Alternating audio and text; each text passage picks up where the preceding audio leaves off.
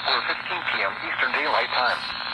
At 3:52 p.m. Eastern Daylight Time, a severe thunderstorm capable of producing a tornado was located near Parrish, over 10 miles east of Palmetto, moving east at 40 miles an hour. Hazard, tornado. Source, radar indicated rotation. Impact, flying debris will be dangerous to those caught without shelter. Mobile homes will be damaged or destroyed. Damage to roofs, windows, and vehicles will occur.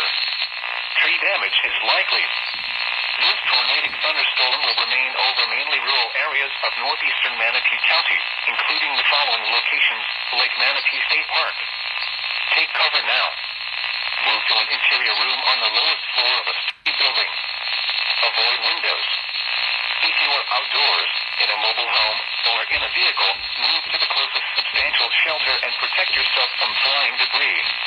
Repeating, a tornado warning has been issued until 4:15 p.m. Eastern Daylight Time for the following counties: Manatee, Florida,